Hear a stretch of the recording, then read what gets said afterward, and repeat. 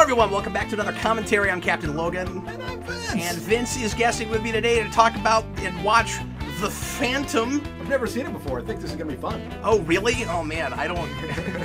Well, that's not great. I don't really want to have to coast completely on my knowledge of this movie. I mean, I thought you said it was The Punisher, and I just showed up. Oh, well that's how I get Vince to come to anything. He's like, Yeah. The Punisher's gonna be there. I'm like, I thought he was a fictional character. This is gonna be amazing. We're actually going to watch the Care Bears movie. That's the whole plan. Actually, I do have a print of a Punisher Care Bear. Wow, really? Yep. We'll just do a blind commentary on the Care Bears movie. I mean, I'm sure you've never seen that. I have. Oh, have you really? Yeah. Wow, okay. Well, then we would have to coast on your knowledge of that movie. It's been many moons. I'll say that. So today we're going to watch and chat about The Phantom. This is a character that Vince knows a lot more than I do about, and so I wanted to make sure and get him here if he was able to. So thanks for hanging out with me, Vince. Well, yeah. Sure appreciate it. The Phantom is a movie that I remembered not loving when I was a kid, and then when I did the rewind on it, I was like, oh, you got to understand what they're doing, but this is kind of neat, actually. Yeah, I know a guy who said, Phantom, what a terrible movie. Like, you like stupid things, Vince. And I said, well, I'll put it to you this way. You didn't get it when you saw it. You didn't get it, And yeah. he got kind of offended. And it's not, well, and that's the thing is, it's one of those risky early 90s kind of pulp-based movies that really wanted to be authentic to the, not just the source material, but the style of the kinds of movies that were based on those things when they came out back in their heyday, right? And so it's not going to be for everybody. Like, this is not a super accessible thing. You kind of have to understand what pulps were like and what film serials were like. And this is essentially every chapter of a film serial put into a modern film. So, I mean, you could say it's nostalgia, but it's not for you. Like, well, sure, yeah. It's not your generation. But I think if you did, like, 15 minutes of research and then you came to this and then you got what they were doing... Yeah. Like, that's probably about all you need. Go back and watch the Phantom movie serial. Like, stylistically, it's kind of similar. It just has a giant budget in comparison. Well, I also think that this is a... Like, I don't want to belittle it and say that it's only good if you know it's supposed to be a film serial, because it's also, like, a really rousing adventure film. Yeah, I but, thought it was fun. But I think that if you're expecting something, like... really grounded and deep and meaningful and not like over the top and heightened, it looks like a bad movie because it does follow some of those 30s tropes and stereotypes, and that was intentional. That was on purpose. So I mean, like, it is a melodrama. You have to know that it's a melodrama. Yeah. Because like that's what it is. So going into this, keep that in mind. Yeah, exactly. If you want to watch the movie with us, you can get out your DVD or Blu-ray, however you want to watch it. I don't know if this is streaming anywhere right now. I didn't go look. I don't think it is. I just had it on disc. So you'll probably have to watch it that way. Get it past all the menus, get it to timestamp 0, and get ready to press play when I say now. Vince, when was the last time you saw this film? 2 years ago, I think. I watched it not terribly, not recently. That was too many days. Is it one that is? Yeah, I can't do the math on that. Is it one that you go back to like fairly frequently? Because I know this is a character that you like, and just the style of film is a thing that you're into. I've read like all the Marvel or the DC stuff. I've read a little bit of the Moonstone stuff. I've never actually read any of the like pulp novels and things. Oh, okay. But which you have done with The Shadow.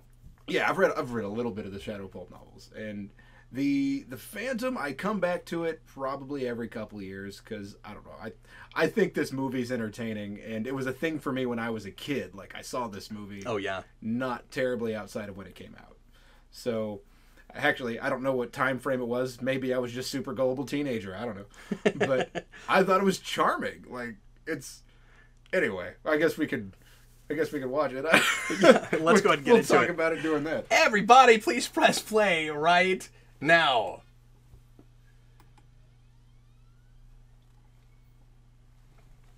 Paramount made this? Or at least distributed it. I'm just full of crap. I'm going to be like surprised, like, Billy Zane's in this? This really is Vince's first time watching this. He's just full of crap. Holy crap, that's Buffy! When he said he saw... Yeah, that's right. She is in this. So I think for those who came in late is really, really important. I think if you don't have that, the whole movie doesn't work. Which, I mean, if you think about it, that's legit a movie serial, right? Well, that's what I'm saying, is that up front tells you that it's a movie serial, but it's also kind of clever because it's like for everybody that's never watched one of these, like for people that have come in late, like it's almost kind of a double entendre thing. Yeah. Which, I don't know. I think that's so clever. And well, there are some issues with this movie. Oh, sure. It's not perfect. In the way of the Phantom, there are some issues with the character, the Phantom. Oh, okay. Where you look at it and you go... Do you think it's almost too faithful in places? Where it's like, nah, I would have improved on that. Well, I mean, this movie is just a little tongue-in-cheek. Oh, it is. So no, I think it also has to be, though. I think it can't take itself too seriously. Like, it is a film serial, but it's also a callback to film serials, so, like, it knows it's a modern film. And that's what I was going to say earlier, is that, like, it feels like all the chapters of a serialized thing all put into one movie, but it also follows a 3-act structure. It also is structured like a modern movie. It works as both of those things, but it also is a melodrama. It's not just a, standard narrative. I guess the number one thing that sticks out in my mind is the costume. Like, he's a ghost of the jungle, but he's completely purple. Yeah. Like, you can see him pretty easily. I mean, and I know they did that in comics to make him more visible in contrast to the background. But when you come that to also makes it more merchandisable and stuff, right? Right. Like, who doesn't like a Speedo over but the top? I like the tongue-in-cheekness of that too, where it's like the people in the film are not looking at their world the way we are. Like, when they see the purple-clad, like, bright purple Phantom, they're probably seeing something else.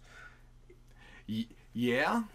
I mean, it's to some extent, I wonder, like, is this an undervaluing of the perspective of people in the jungle? Like, are we looking at these people like they're backwards? Like, you go to the small town in the middle of nowhere, and like, well, you guys are a bunch of country bumpkins, right? Obviously, you don't know anything. So you go to this small town in Africa, and you think, well, you guys are a bunch of, insert stereotype. Yeah, maybe it was like that to some degree when it was initially written, but it's a real heightened thing. It's not realistic. Like, yeah, some of the Phantom stuff that I like a lot, where it's kind of like the Lone Ranger, where we start valuing the perspective, where Tonto becomes less of a henchman, which I know that's not the term that they say for the good guy. Sure. Tonto becomes less of a sidekick and more of a partner, and you start seeing the Phantom and the tribe that he works with, where it's almost like the Shadow and his agents.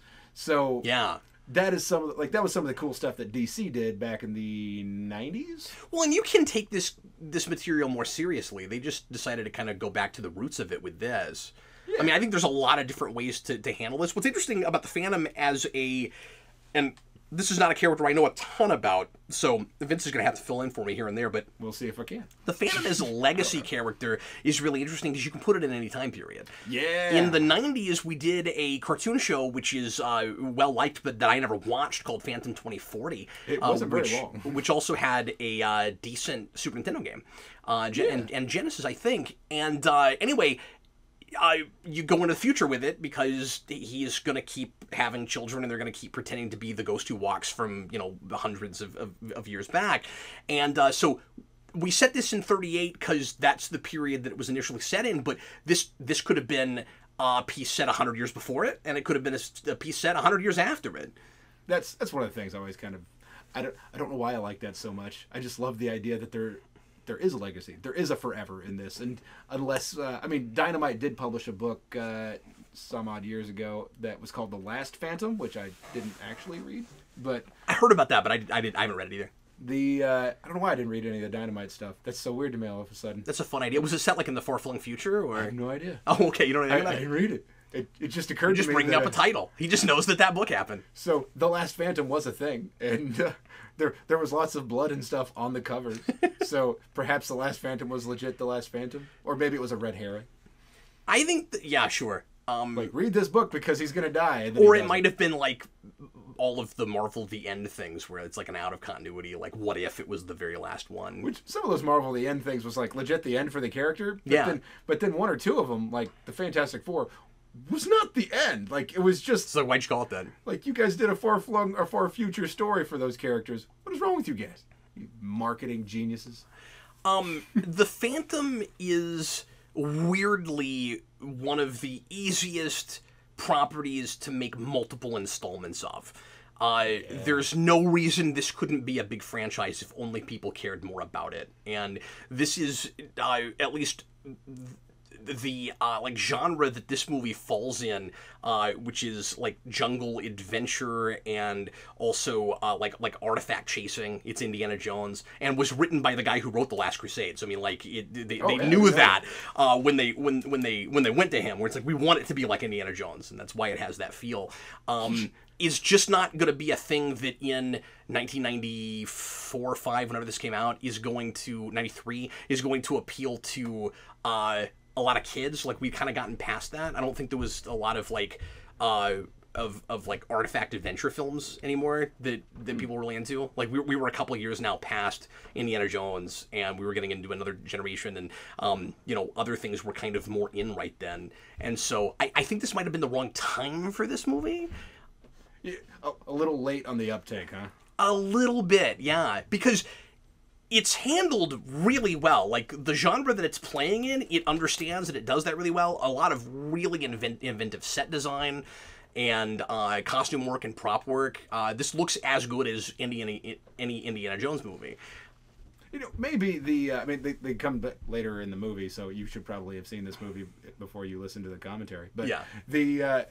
I've always liked the idea that the skulls will link up with the ring. Yeah. I think that's... And I didn't call it. It never occurred to me that's what the fourth skull was. No, I was a kid when I first saw it, so I have no idea. Like, well, I didn't remember it from when I was a kid, but like when I went back to it later, like I didn't remember what the plot was, and so like I didn't, even as an adult, I didn't call that. I love the idea also that this thing that is pretty clearly made out of bones and dried hide is strangling somebody. That is hilarious. That's a movie trope, right? We do that a lot. We do that with corpses. What happened? Especially, thanks for letting me know. I feel like treasure hunting movies do this. Like, I don't know the Indiana Jones movies that well, but I think one of them maybe had that. I can't remember. I wish we were doing this with Eric, because he knows the Indiana Jones, and he could compare this to tropes from that. But like, to some extent, I feel like it should have been more. I forget exactly how that happened, but it should have been more apparent that either somebody was like holding a rope or something around his neck that was connected to the arms, or somebody's arms came up underneath it and they're hiding behind the corpse. Like, that would make sense in my head, but instead they just put these little twinkly arms around him. Choke him to death. So obviously, like Star Wars, Indiana Jones was supposed to be a modern film that was throwing back to serials. Do you feel like this is more like trying to totally recreate serials, or is it also that? Or is it something in between? You know, I feel like this is a little more faithful to what a serial used to be, although it's a little tongue-in-cheek. Like, when I look at Indiana Jones... But is that part of the reason it didn't perform great? Is part of the problem that it feels like a relic of a bygone era? There was a criticism of... I realize this is a stretch. I'll come back around. There was a criticism of Idiocracy. May I say, by the way, I do love the costume. I think it looks so good. Like, I like the print on it. Like, yeah, I know, it's cool. It's really the design of the skulls are all pretty cool. Like I get what you're saying, that in a more realistic setting, it is silly that like anybody buys him as like an actual supernatural creature. Although, like, maybe it's just, well, he looks weird, and the purple like it enhances the weirdness of it. And obviously, people are looking at, you know, things they think of as the supernatural very differently in 38 than they are in you know now. You know what I mean? Yeah. I mean, I always kind of thought it was weird. Like, do they actually think he's a ghost? Like, he doesn't really look like a ghost. He kind of looks like a dude in a jumpsuit. Only people who think they've killed him. That's the thing, right? I killed you, but you came back, and so they buy into the mythology. Well, that's a terrific point. It's not because he himself is convincing of being a ghost, or that he himself is particularly frightening. But it's just that there's a mystery to him, because he seems supernatural in that. How does he keep coming? I don't know why nobody thinks maybe there's more than one. Like, no one ever thinks that. They never say that. Which, I mean, more even than at 38, one, how are we that time. gullible? I don't understand. Well, maybe the suspension of disbelief. Like, I wonder, I've had some arguments with people over that. By the by, can we talk about how obvious that was to be a bar that was running through? Yeah. like I don't even care. I think that stuff's great. I killed him years ago. Oh, here's an idea. Maybe it's not him. Maybe there's another fan. You ever thought of that? No. But then again, like the fact that he's the son of the previous Phantom, the resemblance being so strong. That's true. And it's not like Dick Grayson wearing the batsuit. Right, where you can look at the chin and go, well, these guys aren't even related. Yeah, he's got to stay in shadow. And the thing is, the Phantom, unless he's fighting at night, is going to be stuck in broad daylight a lot, being, out in the jungle. Yeah. Like, there's not going to be a lot of shadows to hide behind. Well, there's a lot of plant life. Sure, yeah. And again, to your point earlier, he's not really dressed for success with that. He could be wearing some kind of camo, but he's not. But Camo Phantom wouldn't be any fun. Who wants to read that? Camo Phantom sounds hilarious. I'm gonna read Camo Phantom. Like coming next summer, Camo Phantom, published by whatever self-publishing. Geekvolution Studios. Geekvolution making Camo Phantom. Yeah, no, we didn't rip it off from the Phantom at all. Look, Phantom's just a word, okay? Like it's a completely different thing. The first trade will be called Camo Phantom Menace. All right, now this would be the first where the serial cuts. Yes. And then you would come back to see another movie where this is in front of it. Right, and then the way he gets out of it would not match up with the way he got into the problem in the first place. That's the thing is, this as a serial, it's too consistent. How dare you guys make it well? I'm also really glad that they didn't go too far with that, because it would just be distracting and silly if, we actually had chapter breaks. Yeah. I don't even recall there really being any something over the top of that bridge to keep the truck attached to it. I know, me neither. I feel like there's something missing there, because... that was a design element that they did something wrong with. Yeah, or am I just missing the story point there? Because the Phantom's like, oh no, it's gonna come out. I'm getting flashbacks to Jurassic Park right now, by the way. But he's like, so does Sam. But look, there's something wrapped all the way around it. How did that happen? I mean, I guess driving through the jungle and they were hitting bunches of vines and maybe the thing that they showed.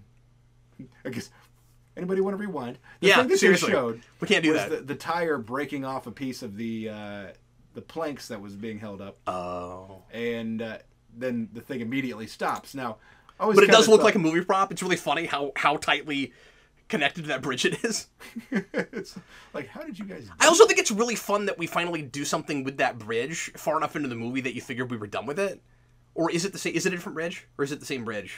Oh, good question. From the beginning. We were talking, I can't remember, but the bridge they drove across earlier? Yeah, that's the same bridge. Is it the same bridge? That's cool, because at the beginning, there's all that tension, and again, real standard, kind of jungle adventure trope. Okay, there's a bridge, and it's rickety, and it's probably gonna drop, and, by the way, I love... So I like that later on we pay that off, and we actually see it crash, but, we use that kid, they don't care what happens to that kid, and they're just keeping him around because he can navigate and stuff, and they're the bad guys, and they just don't care about this kid from the jungle, and they keep him tied up in the trunk and everything. That feels like kind of an old school thing we would not do now.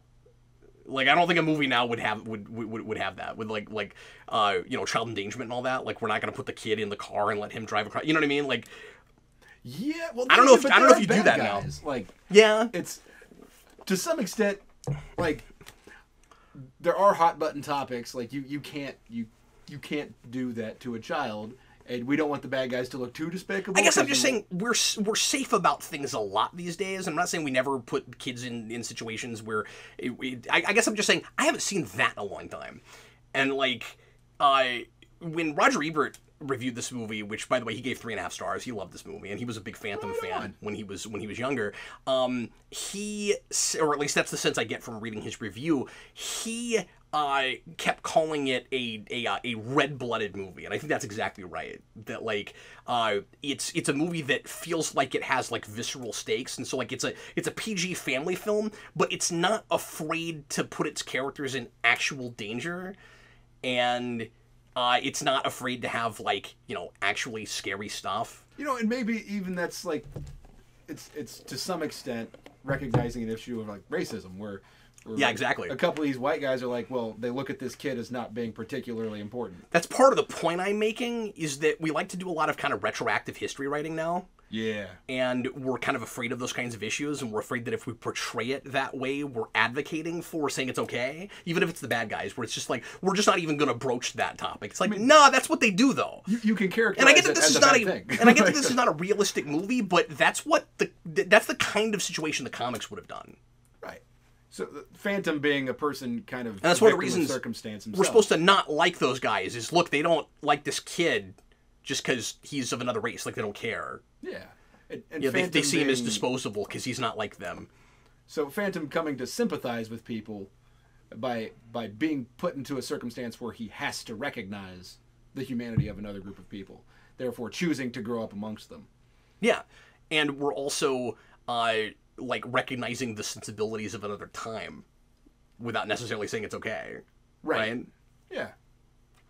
I meant to mention this earlier, but it's funny sometimes how things become significant or feel like references to things like after other things have happened. So I wouldn't have thought of this 10 years ago. But you have the bad guy at the beginning. His name is Quill, and he works for a guy named Drax. That's awesome. Oh my gosh. Hadn't thought of that. That's great. Now, I thought you were going to say, like, how Star Wars-y this is to talk to your dead relatives. But... Well, sure, but that would have been a thing you would have thought of then. That is true. Sometimes things just being accidental. Yeah, no, of course. That's also kind of a, genre trope. Right. Well, I like the idea that there is a Phantom in the Phantom. So, yeah, that's a good point. So this is weird. He lives with this guy. I forget his name, but his like helper guy. Oh boy, I'm terrible with names. He lives with this guy. He's the only person he ever talks to, and that's played like this wouldn't happen all the time. Where he's talking to his dad, and then the guy walks in and he's like, "You sounded like you were talking to somebody." Like, yeah. That's weird. Like, I would think that would happen on a daily basis. Like you wear a mask, you ride around the jungle, and surely you're hot in that thing. Especially because you don't think anybody would question, like, you can't be personal with the personal assistant?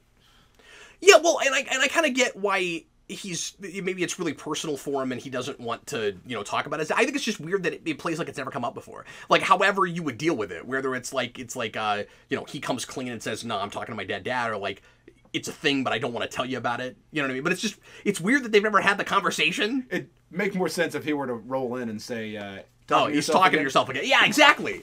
Exactly. He's just like, oh, it's like somebody's here. And also, if somebody was there, would he be like, well, that's highly unusual for us to have company. His response should have been, yes, it helps me think, that type of thing. Yeah, anything like that, Or even, the way I would play it is, he keeps saying that he's talking to his dead father, but the guy doesn't think it's literal. Yeah. Where he just thinks like he talks to his dad to noodle through things. Like if you were standing next to his grave, but he's not at his grave. Yeah, people literally talk to their dead relatives. Yeah, exactly. Like, people literally pray to their dead relatives. Sure. So how could you not believe it? He doesn't seem quite as and there's big Drax. And green. Yeah, I was gonna say. This is a choice. This is a really interesting stylistic choice for Drax. A little more posh than your average Drax. His tattoos are the same color as his skin, so you can't even tell. Yeah, I didn't think I would ever see Drax characterized as the villain from The Rocketeer, but that's kind of what we did with him here. It's weird. So this is Neville Sinclair, or excuse me, Draxel Sinclair. The Rocketeer. God, I love The Rocketeer. So this is a thing with me. Like these keep coming back. Like I don't know what point in time in my life I really started liking serials, or at least love notes to them. Yeah. But The Rocketeer was a big thing for me when I was a kid. Yeah, I mean, like, you've got the trifecta with these, and they came around within 3 years of each other. This, and The Shadow, and The Rocketeer.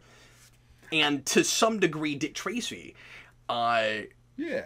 And Dick Tracy's in something of a different league, but those are all, like, early, like, pulp era comics. Like, these three things are all adventure things, and then, one of these things is not like the other. Dick Tracy is a detective thing. Which Rocketeer would have started in the 80s, because it was a love note to that stuff. Right. Oh, okay. That's a good point. Sure. So, but set in that era. But like, your point still stands. Yeah, with, yeah. No, and I knew that about The Rocketeer, but like I think of those all together. Yeah, I think you should, because it's one thing when you're like caricaturizing. It's another thing when you're like trying to recapture, if that makes sense. Yeah, exactly.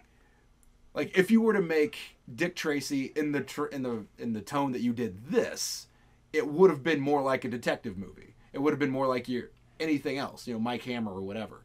But Dick Tracy trying to look like a 4-color comic. Yeah. That's what they did. Well, and that's what set it apart. Yes. So therefore it is a different thing. Yeah. Your point's way better when I explain it. That people are annoyed. That's a really good point, though. That's trying to look like a but that is a good point, because that is trying to be literally the comic that it's based on, and this is trying to be like a serialized movie that would have been based on those comics. So like this is not look like a comic book. This looks like. Right. Like the 30s Batman movies. I mean that's what it looks like. And even then, like if we're gonna really, it looks like Captain Marvel and stuff like that. It's if we're really differentiating, this has to be movie serial. This can't just be Phantom, because it has those distinct moments. You should get that tattoo and then see if anybody ever comes up to you and is like, "Oh my God, you're part of the Zane Brotherhood." I'm part of the Billy Zane Brotherhood. Sorry, what point were you making?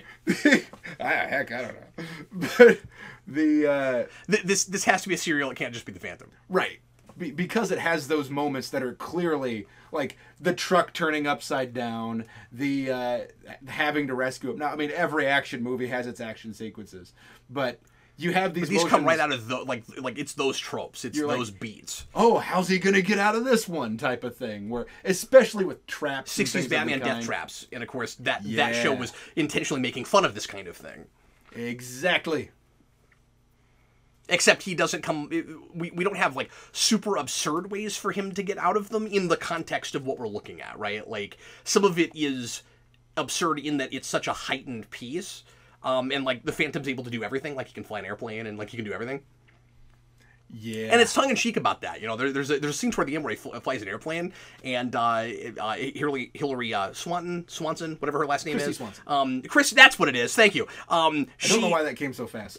First Buffy looks over at him and goes, and is like, "You can fly an airplane?" And he just gives her, we'll see it. He just kind of gives her a look like, well, yeah, I mean, I can do everything, and it's wonderful. Which there are so many things out there that you go, I guess every superhero just knows everything. Like, yeah. Like, how could you possibly?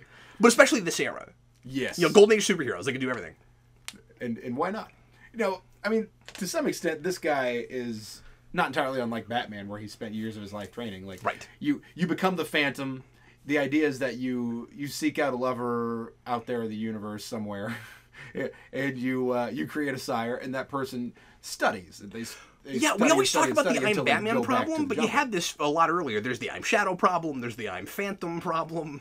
Yeah, which the I'm Shadow thing, there's so much mystery shadowed around that character, yada yada. You can get away with it because of almost a mystical quality. Heck, the cat could be immortal type of thing. Whereas the whole point of the Phantom and Batman and Zorro to some degree is that there's urban legends and maybe people think that they're supernatural, but there's nothing supernatural about them.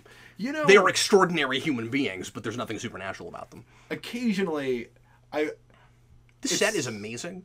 Oh yeah, this is one of my favorite scenes. You're gonna die. Nightmares. Leave the room. You're gonna die. And it's gonna be a really inventive way to die, and it's gonna be a horrible death. Just leave. This gave me nightmares. Like this, yeah. I still think about this scene. It terrifies the crap out of me. What makes it so scary is that you kind of wonder if something's gonna happen to him when he puts his face down in it, right? Yeah. And then nothing happens. And then he goes, "Put your face back in it." And then it happens. And this guy is so unassuming. Like, he looks like, I'm talking about Drax, like he looks kind of slimy, But he looks like car salesman Slimy. Exactly, yeah.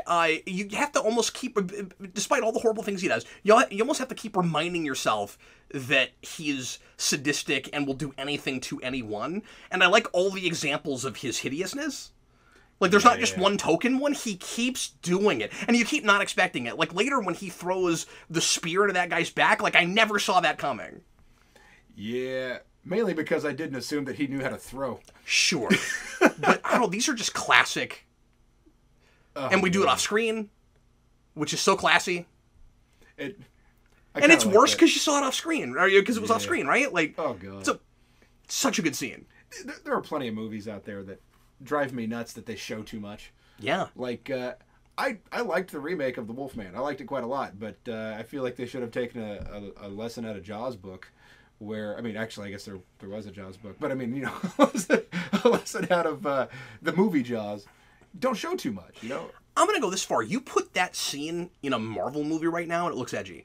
Like, yeah. Like, I think, like, I don't think that's, I don't think it's too serial. I think it works even in a serial. But I also think that that's a transcendent scene. I think you could use that now. Maybe I don't know enough about the Phantom, but this seems like a very Burbank scene. Like, and I don't mean like the place Burbank. I mean the character Burbank from the Phantom. Okay. Where the he was, I don't know who that is. Burbank was kind of the comms guy. You know, sat in a tower and he's the microchip. Yeah. And they didn't use him. You know, there are lots of different shadows, and you mean phantoms? Well, the Burbank is in the shadow. Oh, is that a shadow thing? Yeah. Oh, see, I'm sorry, I didn't know who we were talking about. No, they didn't use Burbank in the Shadow movie either. Right. So sorry, you didn't say the Shadow. I didn't know who we were talking about. Okay. I thought that was a Phantom character. I didn't know. Back up, reverse it. Yeah, you're fine. I just didn't know. So, incidentally, Catherine Zeta-Jones being in 2 of these pulp movies that came out around about. Yeah. Yeah. So, I mean, and I love Zorro, man. Like, oh, it's so good. Oh my God. That thing. I mean, The Legend of Zorro not particularly good, but everybody says that's really bad. I never saw it. It's not like the worst thing ever, but it's definitely. Can I put you on the spot real quick? No. I recently got a paid request for that movie also. Legend of Zorro? No, the Mask of Zorro. Right on. Yeah, you should come back for it. Oh, for commentary. Yeah. So I was like, you want me to do a superhero rewind with you? Didn't you already do that? No, I do that. No. Somebody requested commentary on that also. Sure. You should come back for that. Incidentally, I realized this isn't Zorro, but this year is the 100-year anniversary of Zorro. Is that right? Yeah. So I should do a superhero rewind on another Zorro movie then, because it counts and there's a bunch of them. I want to do the silent film because it's really interesting. Something else just occurred to me. Yeah. Gosh. There's a significant character, and I think it's the Phantom, who was created by a guy from St. Louis. Oh, okay. And now that's gonna bug me. And I'm like, is it the Phantom? Oh, why can't I remember? Yeah, Lee Falk's Phantom. Yeah, it is. The guy's from St. Louis. I didn't know that. And Lee Falk has a star on St. Louis's Walk of Fame. It looks less purple in this lighting.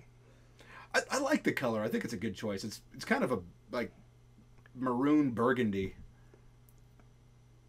I don't think this is necessarily like one of the best superhero movies ever made. I'm talking it up real hard because I feel like it doesn't get the credit it deserves. Like, I think it's a lot better than its reputation, and I think that. So every time I go back to this, I'm like, oh no, that's right. This is a pretty good. This is one of those movies that I never think to put in, and then when I watch, I'm like, oh no, that's right. This movie's pretty good, and I feel like it's got kind of a reputation for being bad among people who didn't get it and don't know what the Phantom is. And I feel like fans really like it, but nobody talks about it. Yeah. I'm actually like, this I'm movie's a member real... of a Phantom fans group. Okay, so occasionally you're in circles. You see things about it, yeah. And I mean, a lot of this stuff is that gives you a different perspective. But overall, don't you think this is kind of a forgotten movie? Yeah, I would say that. And like, I mean, that's the thing is, I don't know that it was ever intended to be a franchise. Like, I don't know that it was ever and intended. It should have been. I feel like it would have been easy. It would have been easy, and I feel like there's so many different ways to do it. You can either start here and then do Phantoms through the ages, which is a really cool idea. But the other way you could do it is just make a sequel to this, because Billy Zane is great, and this feels like a career-defining role potentially. Like, this should have been his Indiana Jones, and he didn't really have one. I Like, kind of look at Billy Zane in this movie as being bored. Like, oh, I don't have that at all. and Really? I think it kind he's- of works for him. Oh, okay, but okay. He, like, I think he's charming. I think he's just kind of understating it. Like, that's it's like taking what Michael Keaton did and putting a smile on it. yeah. If that makes any sense. Now I will say that he kind of looks like he doesn't really care about the material, but he also he might be having fun shooting it. Does that make sense? Yeah. Like he's like, well, I guess I'm just gonna be chill. I'm not gonna. I just thought that was a character choice. That might be true. I mean, he might. I've never listened to anything Billy Zane has said about this movie. Me neither. The, I've never listened to Billy Zane talk So about anything. the only time I've ever heard Billy Zane's voice is inside of this and like 2 other movies. So that being like Titanic and so forth and so on.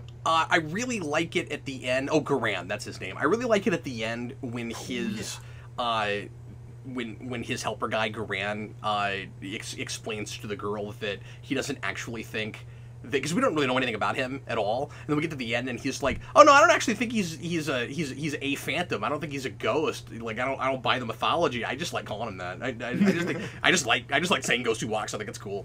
So I mean, to some extent, you can look at portions of this movie where they recognize that there are potentially some like racist overtones in the creation of the character. Sure. But then they allow the people of the time, or excuse me, the people making this movie to say, no, they're not dumb. They know Right. things. They being the members of the tribe that That's a he's- really good point, and they don't have to like put modern sensibilities on top of it, which would be disingenuous. But you could also get away with not making it exactly the way you would make it back then, because A, it is a modern movie, and B, it's really heightened. But I don't feel like it's like superimposing modern sensibilities on 1938. right. You just add voices. Which is the right. You just show a perspective you wouldn't usually show. That's all. It's not that people would act differently. It's that you show people alternatively to just the ones that you would have shown back then. Yeah, you're right. I mean, he speaks in almost a monotone, but I think it works. She kind of hams it up. Which, Do you think more so than? Oh, well, the thing is, she's working for Drax, and he's also really super hammy. yeah. Which, maybe that's why I feel like that. It's that, I love that so much when he just hits the gun away. So good. and it's sometimes, like, this weird love affair, like, If I'm her, I would be like, this always bugged me. If I'm her, I would be like, hey, Phantom, why'd you let her kiss you that long? don't you think you might get stabbed? Yeah, there's that. Which, even then, there's this kind of, like, Yeah, James Bond's never worried about that. I feel like you could have a really interesting, like, representation discussion over this movie. I mean, I guess that's what we're doing now. But, To some degree, sure. But, what I like about her is that she is tough. I think, hey, she can Phantom. take care of herself. Hey, take care I of think herself. you said that too loud. Like, she's still right behind you, and you go, oh, she has changed many. And she should be like, oh, what was that? What? Never met you before. Who are you talking to? The Oh, audience. I just met women in general. They haven't changed a bit. So I would be interested to know the order of shooting with the scenes in this movie, because I feel like she's playing a different character when she gets rescued than she is the rest of the movie. Huh. That might be true. She's like, and I get that she would be more suspicious of him when he first shows up, but she's playing it as real snarky and bullheaded, and she's not like that the rest of the movie. And cut, and then you go to the next movie serial. Yeah, He's trapped, right. That's exactly. Vince is going to show you where all the cuts should be. and that's would how be- they get out of it in the next movie serial. Yeah, it would be kind of fun to re-edit this as an actual serial, Yeah, that's fun. like post it somewhere in episodes. I mean, except for like the 300 people that care, I don't know who else. Well, no, sure, yeah. I'm not saying anybody would watch it. I'm just saying it would be fun for those of us that would. Incidentally, like a little character thing that they did for her earlier in the show. You say like he looks like he doesn't care. He's got the best smile though. When he does have a big smile, it's a really good one. Like yeah, like I mean, I think he looks like he's having fun to some extent, but do you think he feels like he's like the material's beneath him? Yes. Is that what you're saying? That's kind of. Oh, I don't get that. I don't agree with you. Oh wait, that's not the end of the movie. It's right here. Right on. Well, somewhere within the movie. Yeah, he's gonna fly airplane. He's gonna do it right now. Are we already at the end of it? No, we're not. I'm just kidding. How's Devil gonna get out of there? Look, it's not gonna be. We've only been in this part of the serial for a minute and a half. We're not gonna cut now and find out what happens to Devil next time. Okay, I mean, that's not what we're gonna do. If you look at it, Peter Quill's flying away from Rocket. I mean, excuse me, Phantom is flying away from Devil. How are they gonna get back together? I guess you'll just have to find out next time, Vince. For those who came in late.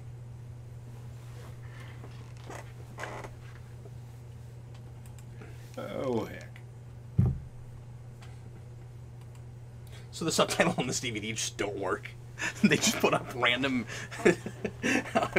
dialogue from other scenes that are not the scene. That's hilarious. Yep. There was a little bit of a glitch earlier. Yeah. I mean, granted. Now it's all just completely glitched out, so we're just going to have to live without dialogue. It's fine. This is not a super dialogue-driven movie anyway. Yeah. I mean, pretty easy to get away with. If this was Dark Knight, would be... Well, no, we had that memorized. Which, you know, if you think about it, it's not entirely... Like, movie serials, to some extent, do define what comes later. Yeah. In this, like, Jerry Bruckheimer idea of every so many pages, what was it, 10 pages, there has to be an action sequence? Right. And to some extent... At least if you're making an action movie. Well, right. Right, yeah. I mean, and if you look at it, even then, you go back to pulp novels, and anytime somebody, I forget who it was, I think it might be the most famous Shadow writer, who said that, I think that might be an actual thing, most famous writer of the Shadow. The guy said, anytime I had writer's block, I just had somebody come in with a gun. Right. And, like, that's not necessarily the most artistic way to do things, but so. No, but you won't notice if it all follows. You know what I mean? Like this movie might have been entirely written around action set pieces, but it doesn't feel that way. And I'm not saying it's super character driven. It's obviously an action driven melodrama, but like I understand what's going on. There is a story beginning, middle to end. I do get what everybody's motivations are. Yeah. You know, like, it is your standard, like, go find the MacGuffin thing, and I'm going to give this a pass on that, because that's what these were. Right. You know, and also it's treasure hunting movies, so, like, of course there's a MacGuffin. We're after like, that's the thing people want. And everybody in the movie, or at least a lot of the major players, are after that MacGuffin. That is, as a story, the thing they want, and then they get in each other's way in trying to get that thing. And so, like, it's really easy to go... Because we have way too many MacGuffin plots in genre things and superhero things and action movies, it's really easy to go, oh god, there's a thing everyone's after, so it automatically sucks. And you gotta take it case by case, because sometimes MacGuffins make sense, and like people are often after a item. The problem is when that's just like the stand-in for an actual story, where it's like, well, we couldn't think of anything to like, and so we're not actually interested in telling a story about that and what it is and people that are after it. It's kind of just, it's the Super Mario movie problem, right? Where it's like, well, we couldn't think of anything, so there's this thing everybody's after. Move on, you know? Oh, incidentally, the cut would have been right where the gas was leaking. See, the problem with that, though, is that because this is an action scene that goes on too long, I think there's a lot of places where it could end up cutting, and then, like, if you made all the chapters of the serial the same length, right? I actually don't think you could do that in this. Children, close your eyes. She's about to get chopped up by a propeller. That's not gonna happen. I promise you. Don't worry, everybody. That's not gonna happen. That it isn't true. Boy, that would be the last thing I would expect. I'll give you that. It's a good stunt. You know, you guys are destroying some beautiful scenery with like a truck and a plane. Just destroying stuff. Look, that's how they would have made the serial back then, Vince, okay? That's how they do it. They would have used stock footage. That's true. They would have just been like, what from World War II have we not used yet? Can we just layer footage on top? Well, I say World War II. What from the war that's happening right now?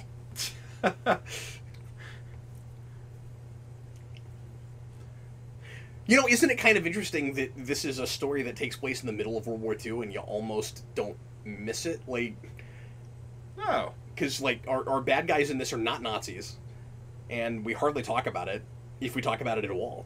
I mean, it's interesting how we get so focused on World War II. Like, there are other things that happen around the world. Yeah, exactly. And not to say that World War II is insignificant, but I'm like, there are even other time periods where mass genocide happened, and it's like we don't get movies about those, and Well, people what's don't funny talk is- about them. It's only World War II. Yeah, and this movie is more about the Depression. And because there's a part where Drax is talking about how like America is in financial turmoil, and you kind of forget that there were still money problems happening up until we finally went into the war. Right. Because transitioning to the war economy is what essentially brought America out of Yeah, the and war. I don't think of 38 as still in the Depression, but I guess it must have been. To some extent, the specific years, I get a little backwards. Same here, yeah. And so therefore, unless it directly deals with it, sometimes I forget. I actually don't know if World War II is ever mentioned in this movie. It's gotta be somewhere, right? I don't know. Quick, somebody look it up. Rufio! Rufio! Every time you got kids swinging in mines in the jungle, I just can't help but do that. He's really lucky they weren't just all taking a nap. Or having, like, kindergarten field day or something. Like, he writes through and he's like, don't worry, I got friends here. God, what are you guys all bowling? Like, I guess maybe, to some extent, you have to This wonder. is gorgeous. I don't know where we shot this, but it's astounding. This is my backyard. I actually looked at, man, I want to go to your house. You're like, that's in Missouri? Let's go hang out at Vince's. Yeah, they shot this in the middle of Missouri. Oh, it's beautiful. Did you build a waterfall in your backyard, Vince? It's a trickle. You can. Well, I say that. I was about to say. I feel like we wonder cut to a where set there, the but maybe we Phantom- didn't. Have you guys been able to find the Phantom's lair? I just can't seem to figure it out. Let me get in this plane. Nope, still can't see it. Wait, is it that skull face? No, that's Skeletor's skull face. Like, that makes more sense when airplanes don't exist, and it could be in like a really confusing part of the jungle where you have to know how to track. Okay, the difference is the Phantom is smart enough not to go around and tell everybody he has a skull cave, right? Because in every Batman thing you've ever read, there's always somebody that's like, man, I wonder where the Bat Cave is. I'm like, if I'm Batman, I'm not talking about that. Yeah. But I don't think the Phantom's going around going like, I've got a skull cave, try to find it, you guys. Tee. If you live in Gotham, how many caves could there possibly be around? Yeah, Like, exactly. Which, I mean, that's how people know Batman is Bruce Wayne, because they say, well, it was just deductive reasoning. Look how many gadgets you have. Man, your throne Phantom is just a little much. I've always loved the Phantom throne. Oh, it's cool. And we use it on covers all the time. Oh my god, do comic covers love the Phantom throne? And why wouldn't you? Yeah. Heck, man, I might retrofit my office chair to be the Phantom Throne. Well, you should, but it would go so far up, like above your head. Keep Like it whenever the you ceiling turn, fan. it would just be like, that is insane. But that is kind of overkill, Vince. The It's lighting overkill. around my chair is a problem. It didn't used to be this blue in here. Incidentally, a little thing I noticed about her character earlier. I like that they paint her as somebody who's more blue collar or more willing to get their hands dirty or more willing to, like, she comes with the silver spoon, but she took it out herself. And, like, she goes there and there's all these fancy hors d'oeuvres and everyone's having champagne. I know that's not how you pronounce that. And she makes a sandwich, you know? Like, Right. That's a really good point. and she's like, no, And I don't want to be one of you guys. I don't want to take anything away from that, but that is often how we characterize like the love interest / sidekick female character in a pulp thing. Like we also do that with Lois Lane too, where it's like she's going to get her hands dirty a little bit. Like she's a working girl. She's not Not a prostitute. She's not dainty. She's not right. She's. Sorry, that was really funny. Everybody gets the point I'm making. Whatever. Yeah, I'm no, done. no, your I'm point done with this stands. point. Yeah, screw it. I'm done. I'm done with this point. She is a professional, and she Right. is capable. Yeah. And like you don't want And she's trying to make a difference, not get rich. That's the point I'm trying to make. And Right. and not. I mean, it helps when you start rich. Right. Yeah, that's true. And not just have everybody fawn all over her and make it about just her looks and her station and all of that. I mean, and that's representation of women throughout the ages, even because you look at things like Brave. I realize the references are all over the map here, but you look at Disney's Brave, right? Pixar Brave, and you see this somebody who is what you would characterize as a tomboy, and somebody would. Okay, soundtrack, we get it. New York City is bustling. I get it. That's the only music I listen to in the car. It's just brass instruments. It's wind. No, I don't and mean car horns. I don't mean to make fun of the score there. That is it. That is the classic way to do that. I'm sorry, you were talking. Well, that's okay. So therefore, at some point you start looking at stereotypes and everything in these movies, like movie serials, even being archetypes, because you don't want to deviate too far from an archetype, but you also want to appeal to people, because if she's a damsel, she's not interesting. Or if she's just a damsel. Right. Yeah. I mean, everybody needs saving at some point, but yeah, I mean, I think that's an important thing to know. I don't think, this is just me talking, I don't think it is sexist to have a man save a woman. I don't. I mean, because if you think about it, some of the members of the tribe, for some reason, they said it earlier, I still cannot remember the name of the tribe. Some of the members of the tribe save the Phantom. Like, everybody needs saving eventually. Right. Yeah, exactly. It obviously it's a stereotype, and it's a really old-fashioned stereotype if that's all she's there for. If she's a plot device just to have somebody to save, like, you want her to be a drawn character, but that's true of everybody. Yeah. We should also probably point out, in case folks have not noticed it or can't believe that we haven't mentioned it yet, that his right-hand man, the guy who tied up the kid at the beginning, is Dexter's dad. Yeah, I love that guy. Yeah, he's great. He's in several things. He's a good character actor. I mean, he's no Daniel Day-Lewis, but, like, I've never disliked him. Why he hasn't had the career of Daniel Day-Lewis. Look at those shades, man. No, I'm sure he could be, the lead in something. I just haven't seen, and maybe he has, I just haven't seen him in anything. I don't know if he ever got his own TV show or anything like that, but... Good point. No idea. Drax has got a skull. They're going to make a show, and it's going to be called Dexter's Dad. And he's going to be the lead, because he's Dexter's dad. I kind of like what we do with the taxi driver. I wish he got more to do in the movie. He ends up kind of just being a plot device to get Phantom out of, like, one scrape. It's really fun that he gives him the rubles, and then he's like, oh god, these are worth a fortune. I'll do anything for you now. And then he's just around the whole rest of the movie. I think that's great.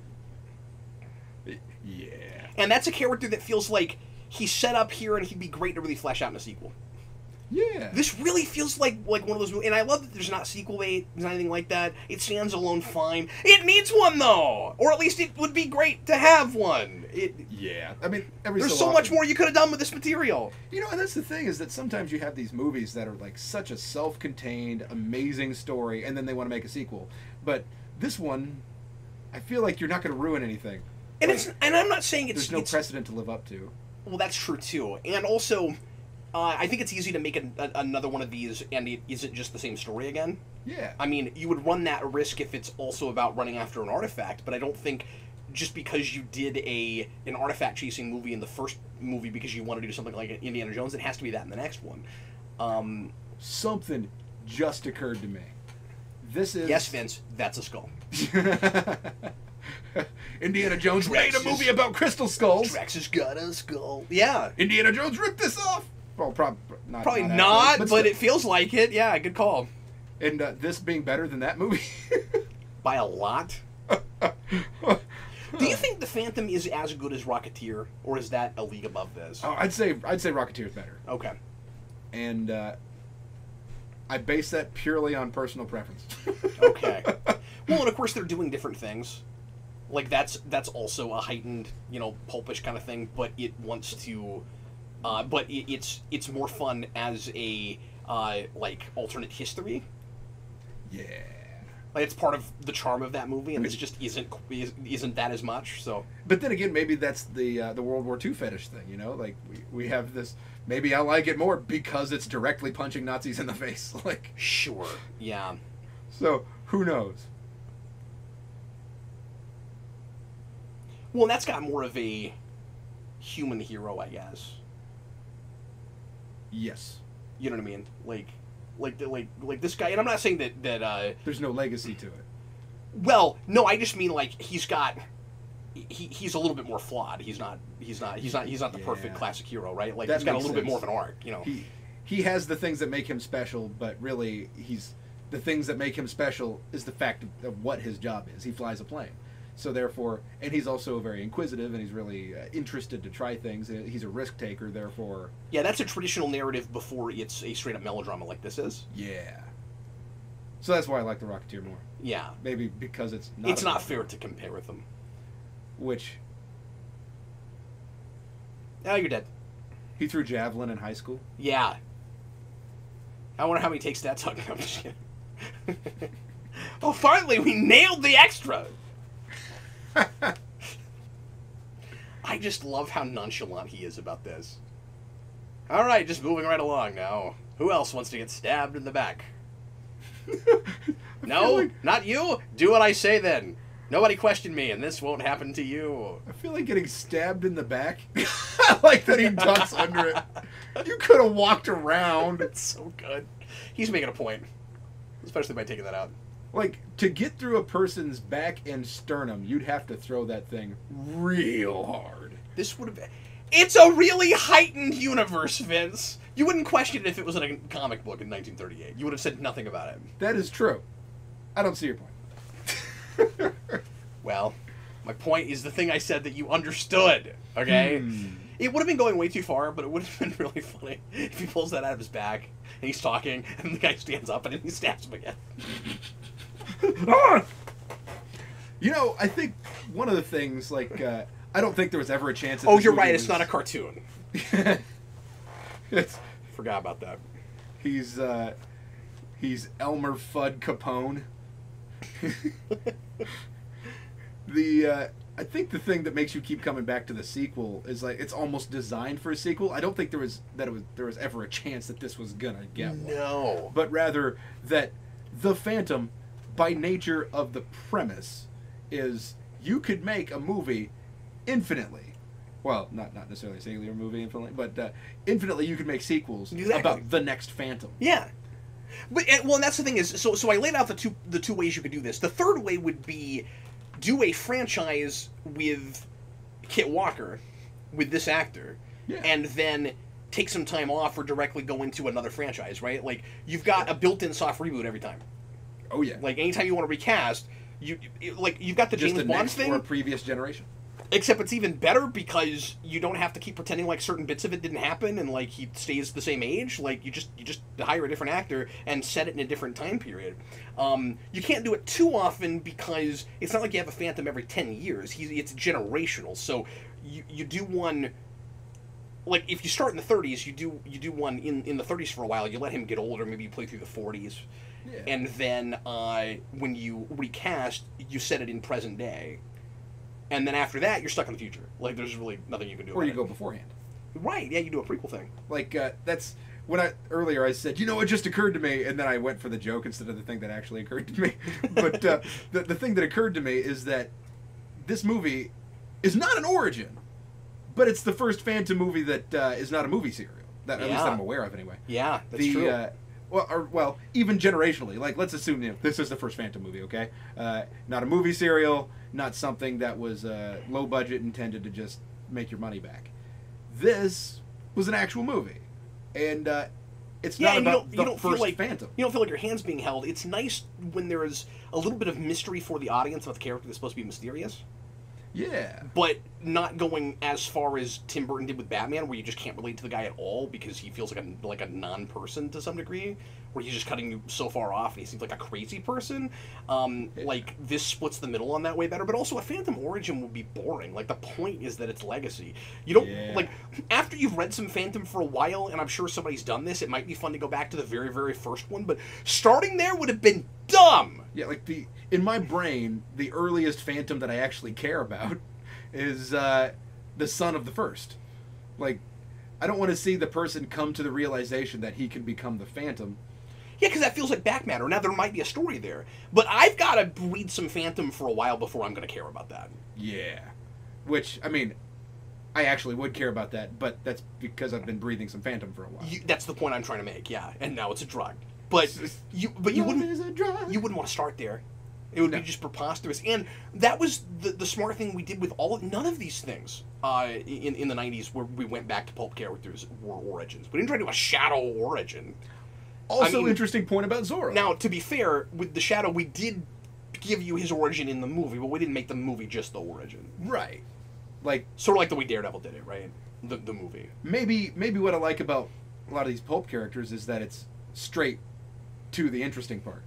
We don't have to have Uncle Ben die every movie. And it's trying to, like, it sees the forest for the trees. It wants to deliver this to an audience that already likes this, but also wants to introduce an audience to the material that people liked and why they liked it. Not just, well, we're scared to death you won't understand this character, so we have to give you the beginning of it. Yeah. Which, I wonder, like, do they think that people only like origin stories? Or do they think that people are not going to be able to understand it? It's two things. It's the hand-holding, mostly, but the second thing is it's familiar. We've done it so much that that very often I think Hollywood executives think if it's an origin, it's a formula people are familiar with, so they feel at home, and it's, well, you're there on the ground floor. We're not leaving you out. Like, it doesn't feel like it's only made for the fan base that's there already. But you can do both of those things at the same time. And sometimes origin really is warranted. I mean, I talk about this all the time. I was super distracted by the fact that the shadows are of plants that aren't in the room. Which, I mean... No, that's not true. Like, they're casting shadows on the walls of, like, jungle plants. Unless there's, like... Oh, is that the idea? Yeah. Oh, I never thought of that. That's actually really cool if that's the... You know what? You're right. I hadn't thought of that until just now, but I'm like, they're totally inside. Like... Yeah, I love when he says that. I think that's so funny. What did he say again? I love this! He's critiquing a performance this entire time. He's basically just applauding at the mystical skulls, and it's hilarious. By the way, those skulls are really lucky there was a map there. I mean, you could almost say... I had that thought just now. I was like, are you going to wait to shoot until there's a map? They could have been in any room. And it seemed like they started functioning because those skulls got together, not because of what room they were in. Right. So if they were just like... What if he was just taking a leak? What if he was just in the bathroom? And then they start, and then the skulls just get all ticked off, and they're just like, "Dang it, I've got nowhere to shoot." But you know what I bet would happen? I bet it would shoot the beam out, right? It would be shooting it like nothing, and then he would have to leave the room, and it wouldn't stop until it found a map.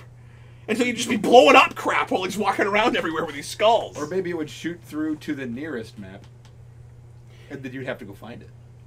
Yes, there's just this big long beam, and like range is not a problem. It's like Real Genius.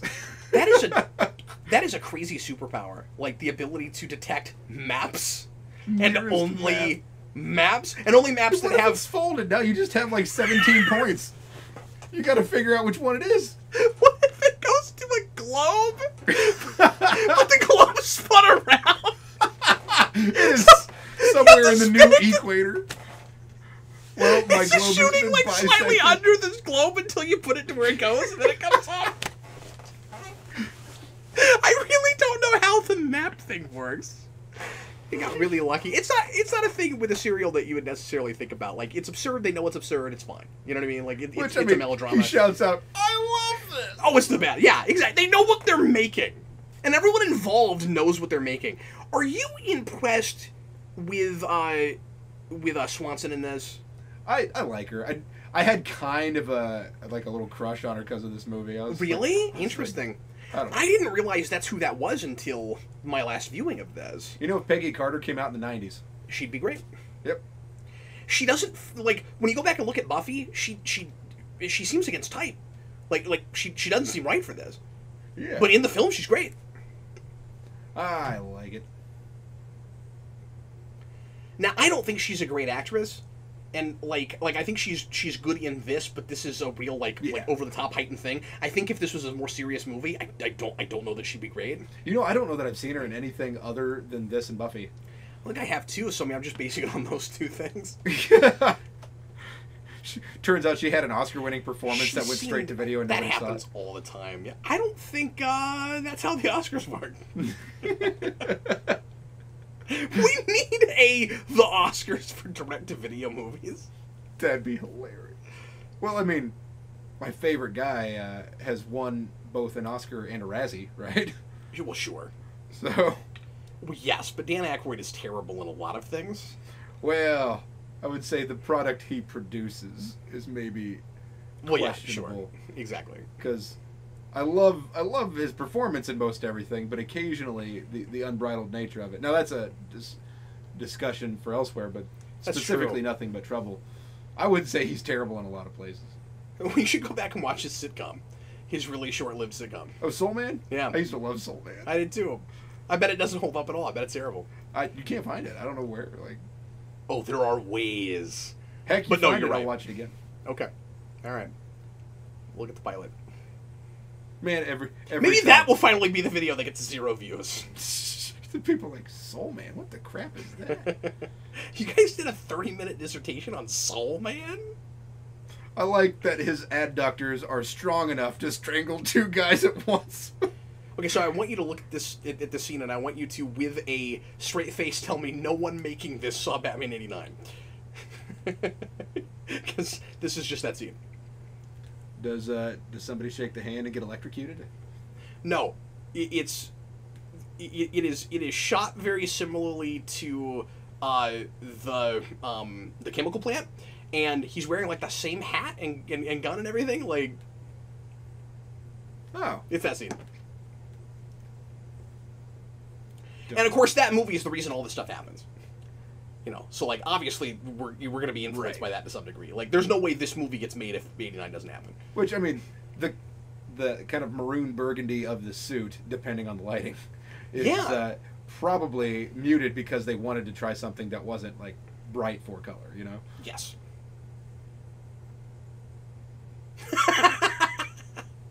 The burgundy triangle? That's correct. Isn't that the place where all the ships keep disappearing? He's hilarious. I'm totally going to wear that. What she's wearing. What, his crazy... Oh, I thought you meant his crazy suit. I'm going to get like a completely purple suit, skin tight, and wear that to work, see what people say.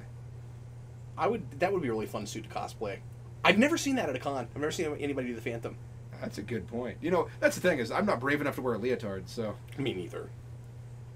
Well, I say that. I've done it with the 60s suit. The 60s Oh, Batman yeah? suit. Not I the didn't know 60s you did. Phantom suit. There's not a 60s Phantom suit. That's not a thing. There's what was it, the 40s or 50s Phantom suit? I forget. There was a movie series. That would be a At fun least fan one. project nobody would care about, though. Do like the campy 60s Phantom show. Right on. I'd watch Make the 60s hell out of Batman, that. but it is the Phantom. How'd you get in there? Well, you went through the roof. Pay attention. I don't understand. Okay, Vince is going to tell us where the cut is. I feel like This is classic. You got to have this scene.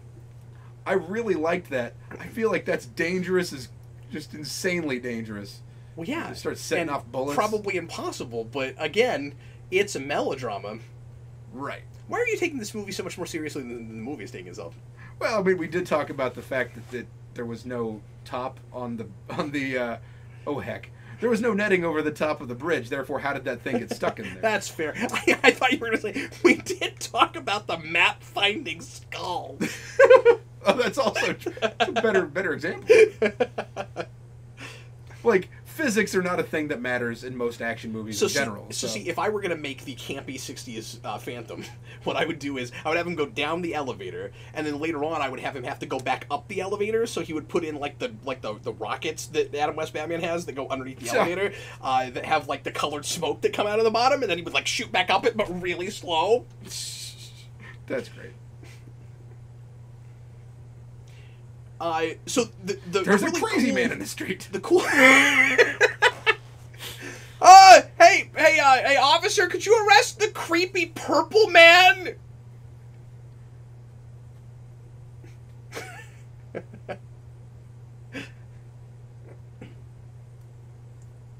Oh yeah, that's right.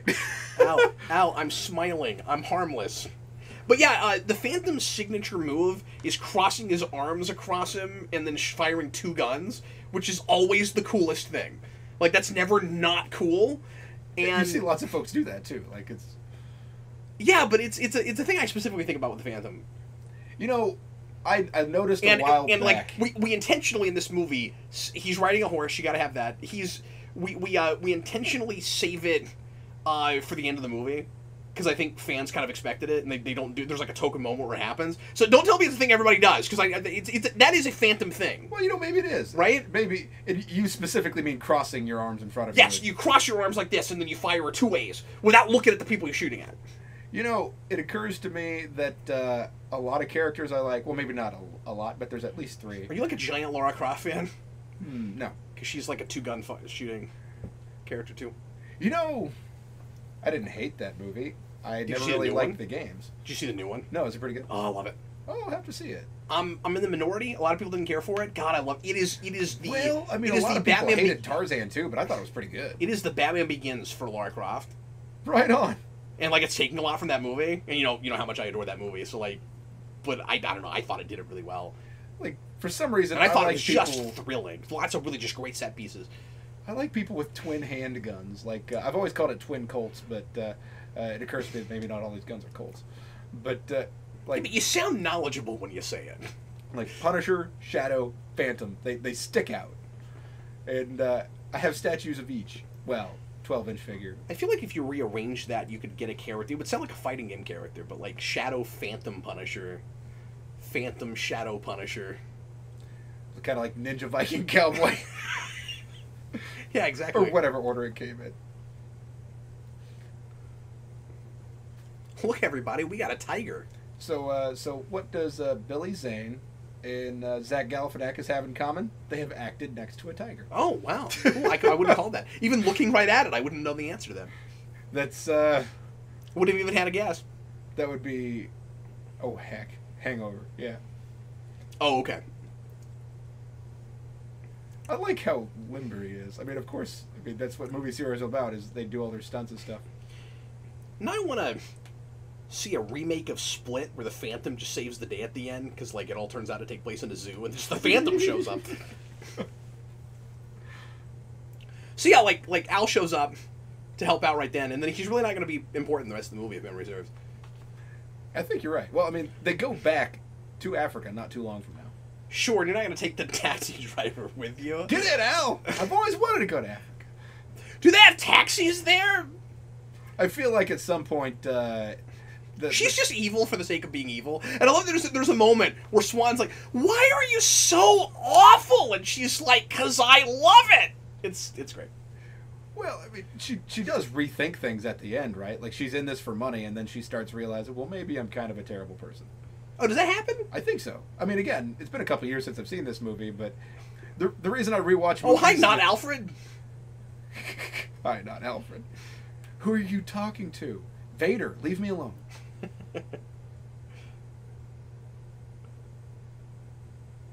I'm sorry, what were you saying? I have no idea.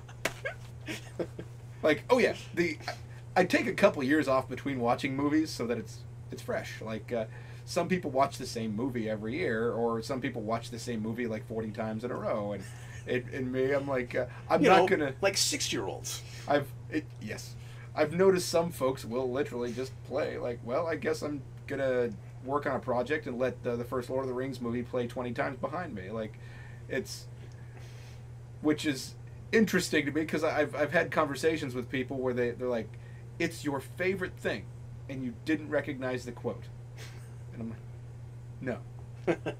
I don't feel like that's a problem. Like, there's a lot of other things vying for my attention, and I've watched other stuff recently, and... Like, my brother does. Your brain can only hold so much. He quotes Ghostbusters to me, and it's like not a significant line. Like, it's just a line from the movie. He's like, you couldn't get that? No, bub. No, I can't. That was innocuous. swim as fast But as yeah, you can. but yeah, she strikes me as the girl from the Spawn movie where they changed Chapel to her, the woman who kills Al Simmons, except more likable. I can't remember her name right. Oh, Jessica Priest. Jessica Priest. Which, you know what? Maybe it's not so much that she has a change of heart, but she seems to have a genuine interest in the Phantom. Not necessarily like a love interest, but like an interest. Like, oh, I saw it as completely sexual and nothing else. Like, she seems to be doing this stuff for fun, and she's kind of like, it's a pity that I'm on the opposite side of you guys. That's also a trope of stuff from the period that they're cribbing from here. Right. Where, like, there's always something redeeming about female characters. And that's a thing that 60s Batman makes fun of constantly, where it's like, we can't throw the women under the bus. There's always something redemptive. Like, Batman always feels bad about having to put them in prison, but the guy's like, whatever. Like, you can be just completely straight up evil. But, like, women, there's always something underneath, you just got corrupted. Like women are always, good at heart. I mean, when that would go and back so to that sexism if that's thing what they where... precisely that's where it comes from. And I did a whole thing when I did a rewind on 60s Batman, talking about how it's impossible to tell whether that's entirely that era's sensibilities or if it's making fun of that. Because there are a lot of places where it feels like it's totally just making fun of the fact that that's the sensibility. Yeah. And it feels ahead of its time for that. Like the purity of women and children, and their yes. Characterizing women as childlike. So if that's how they play her at the end of this, and I'm not remembering that, that's where that comes from. Occasionally, I ruin things for myself, and it's kind of fun that they did that. But again, if it's in this movie, it's also just cribbing from that era, and right? That's not actually its sensibility, I'm sure. Which, in my mind, she's a sociopath, not a psychopath. She doesn't care if you like get injured. Me. She has fun with the adventure. She did like me. She has fun with the adventure, but and people are gonna get hurt, and that's fine with her because she's gonna get paid at the end. But well, yeah, what's wrong with that? But then again, there are some people who seem to genuinely enjoy, like Drax, genuinely enjoy hurting people. Therefore, he would be a psychopath. He's a sadist. Yeah, that's exactly right. Okay, so Phantom, you're really lucky that you're swimming in water and it's not messing up your eye makeup. But then at the end of the movie, we're going to find out that canonically you don't have eye makeup, even though you have to, and it's hilarious and insane. That stuff. You know what I'm talking about? Yeah. He takes his mask off, and we cut, and he just doesn't have eye makeup.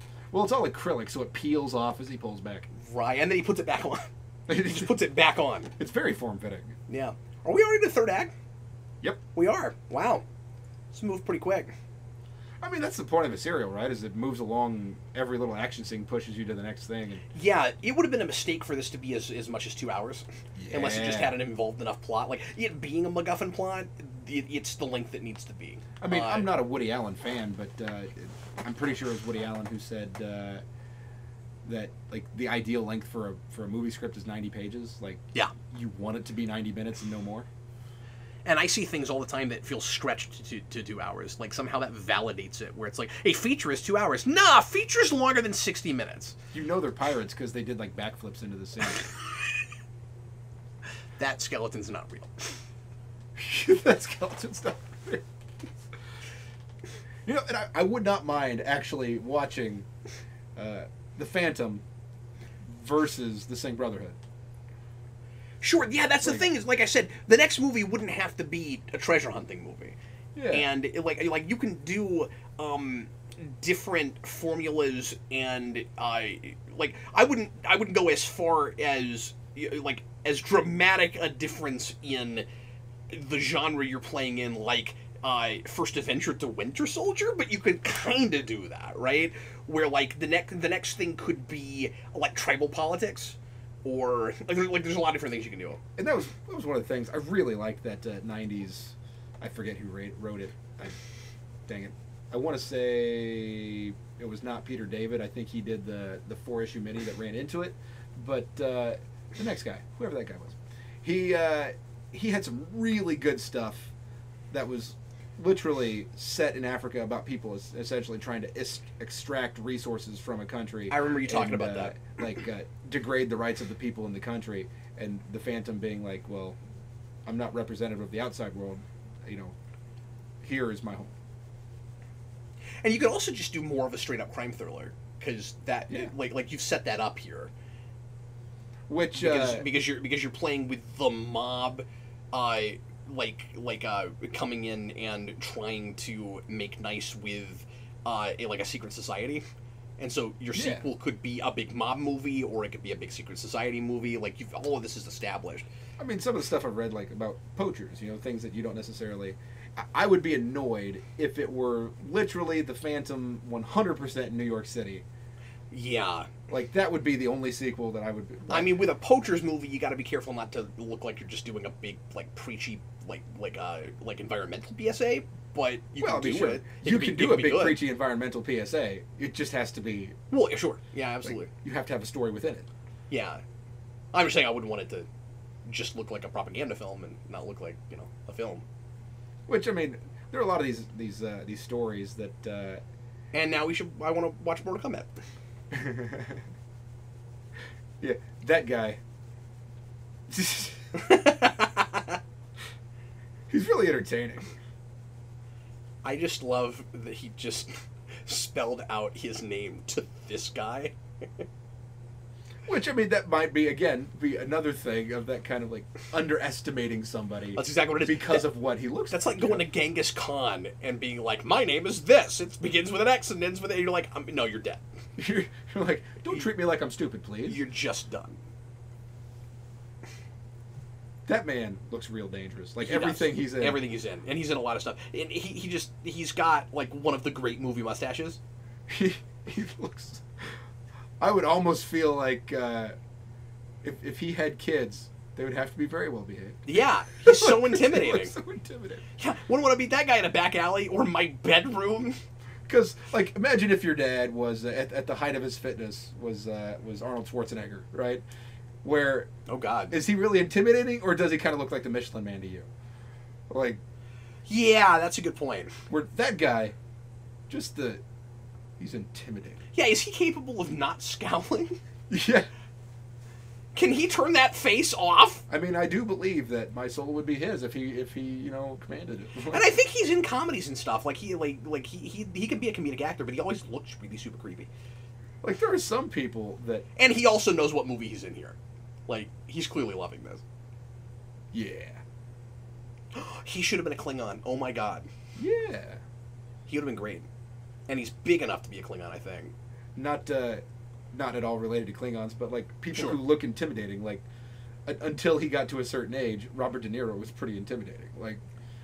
That's true, yeah. And they just look like a grandfatherly guy. He either looks like a person who is potentially unhinged. He looks like a person who might flip out. Yeah. Or maybe not flip out, but you can't trust him to be calm. That means the same thing. Whatever. He's a gangster because he wears pinstripes and not... That is true. I think this is the worst move you could possibly make. Well, I mean, obviously, by his... You just come out and tell the truth when you got 19 swords turned on you? Yeah. So Drax tries to bluff, and then this guy thinks that he's going to work out a deal. I love that moment. Yeah, but here's what I don't understand. Why doesn't he shoot? This guy takes a while to load the cannon. Because cannons take time to load. And he's wouldn't the ball just fall out the end? Doesn't it just kind of held in there by If that gravity? guy's going to just stand there like that, why did you need a cannon? Why not just shoot him? I mean, I get that he's surprised by the cannon. It's oh my God, I can't. But, you saw it up there, right? It was there the whole time. I feel like this is economy of space.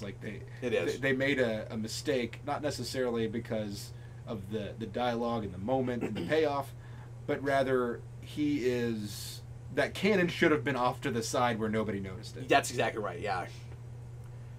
You know what that is? Although the example I'm about to give you is actually worse. It's that thing with Yondu at the end of Guardians where he kills like 16 guys all standing in a circle with his like whistle arrow, and every one of them just stands there and waits for the arrow to get to him. Like, that last guy should have been running off. Yeah.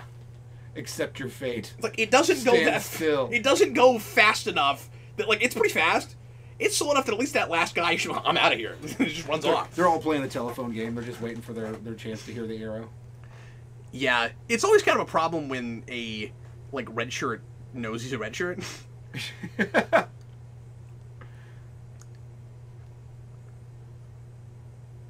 I'm out of your head.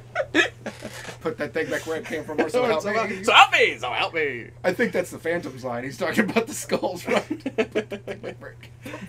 Yes, exactly. Here, swing away. I still can't believe we're already this far in this movie, man. Really moves. Oh, there she be. There it is. See, that's his token thing.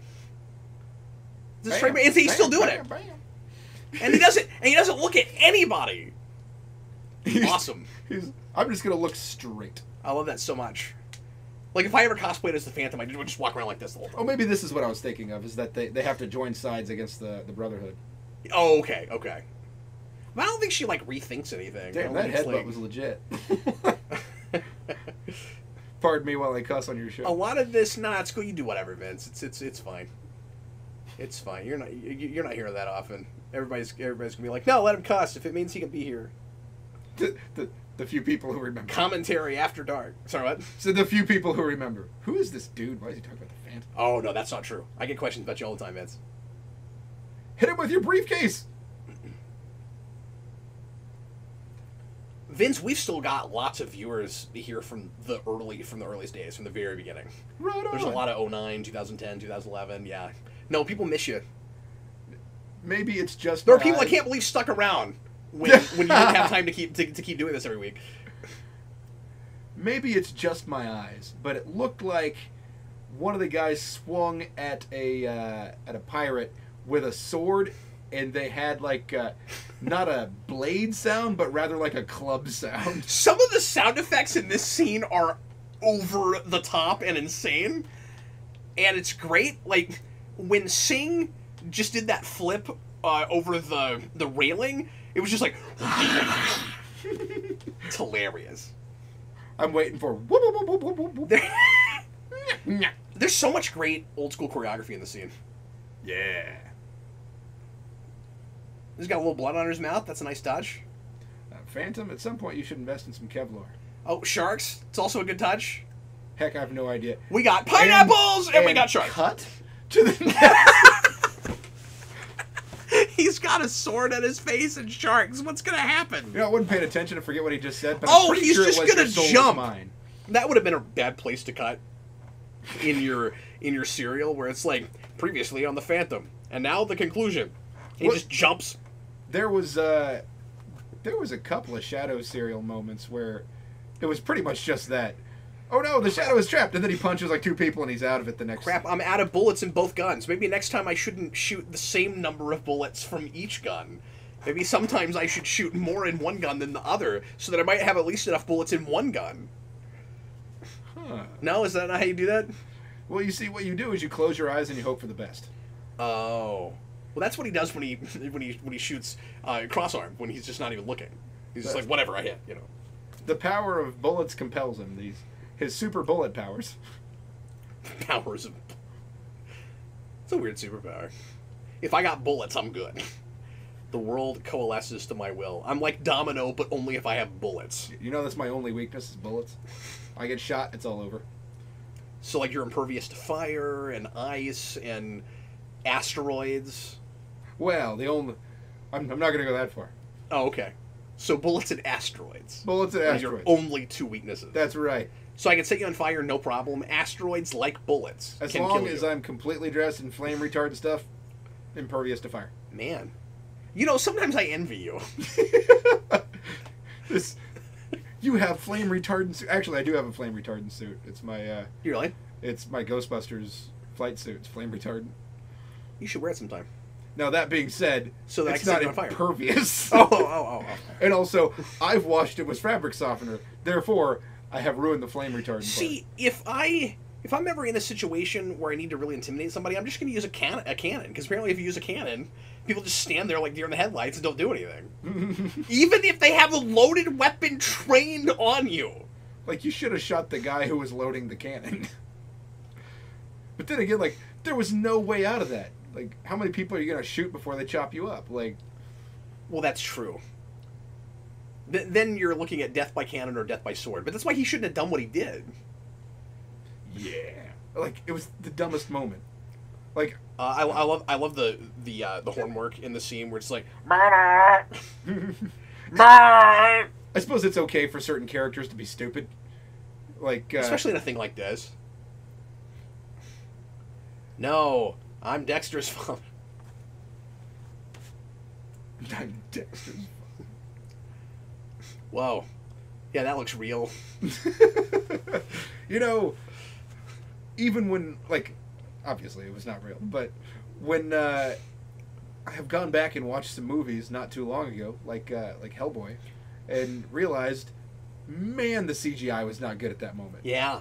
Like, the hand was obviously CGI'd when he crushed the can. I'm like, yeah, and it looked fine then, and you're just like, oh no, I guess a lot of time has passed. I guess we have come a long way since then. Like, and it's weird that it completely fooled me when I was watching the movie before. Like, I was just buying it. And I don't think at the time it's really horribly integrated CG. I think we were just trying to do a thing that we couldn't quite look great in CG, but I don't know how else you would have done it. Like, I mean, that movie's not overdoing the CG. It just can't look. And then, of course, here we're at the tail end of the days where we're doing that kind of thing in stop motion. Because I don't think any of that was a computer effect. I think there are probably some visual effects in this movie.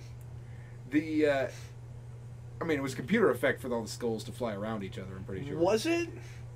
Because they looked rendered. Okay. The alternative would be like, do you want to go whole hog and make this nothing more special than a movie serial and just have them dangling from wires? Or I'm of two minds about that, to be perfectly honest with you. Because I mean, you could green screen it and make the wires green, and then they could spin around, like they could look like it. So the other actor, I like that part, that I can think of that would have been really good in this role, but I think would have given a very similar performance is Val Kilmer. Yeah, I can see that. Like, because his Batman is really not that much different. No, he's got that kind of understated, cool voice. I really wanted to see cool Danny DeVito as the Phantom. Oh sure, yeah. The real kind of heavy set, like tiny Phantom. I love that he puts his weight into it. It would have been really unexpected. Why does he laugh when he dies?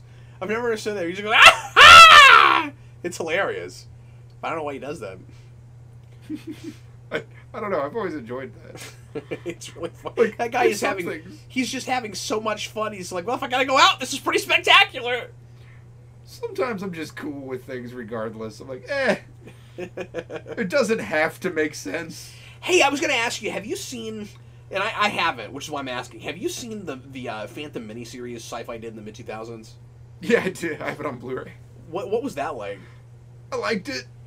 People say it's okay, but the costume's bad. The costume wasn't that bad.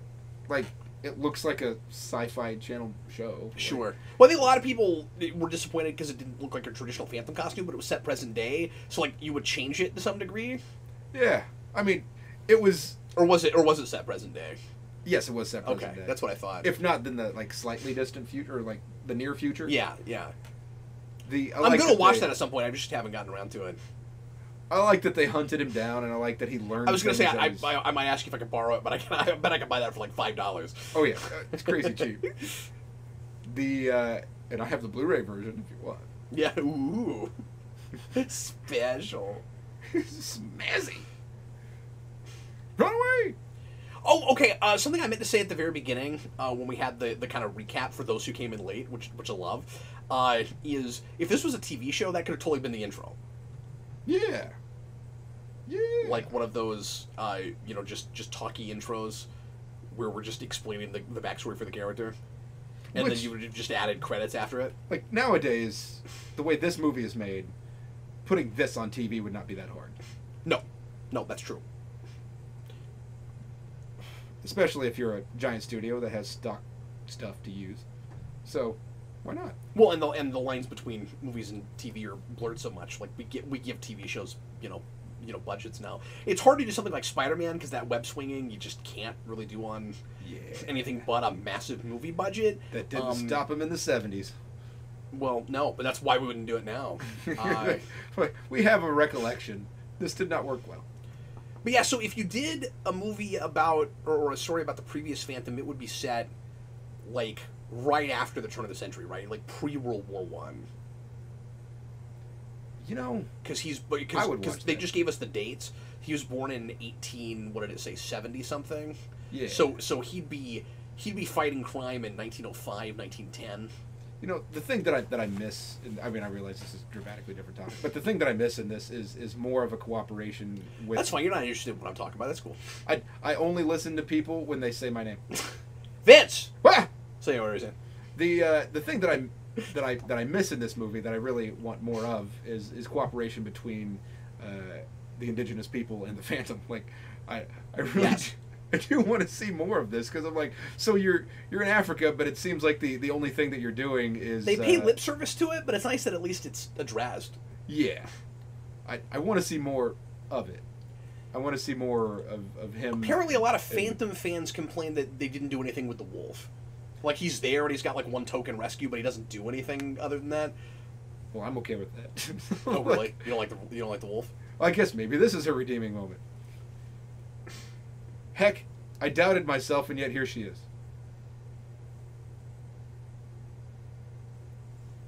All right, everybody hug and make up.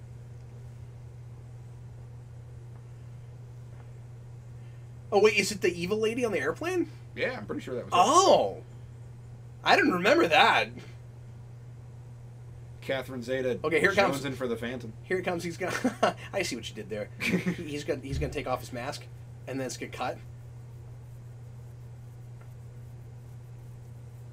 Well, yeah, okay, but she already knows who you are, so you might as well. I feel like that's him saying he's bashful. Yeah. What happened? Oh, you know what? They don't cut. They just shoot it in such a way where you don't notice that he doesn't have the black around his eyes, and so it's not quite as silly as I remembered it. But if you're really paying attention right before that, it's pretty silly. That's funny. It never bothered me before until one day you pointed it out to me. I was like, what the heck? And then once you've seen it, you cannot unsee it. Especially because he's going to put it back on, and he's going to have the black around his eyes again. And think about what they had to do on set. They had to, like, put his face in water and get rid of it. Like, out in the middle of all of that.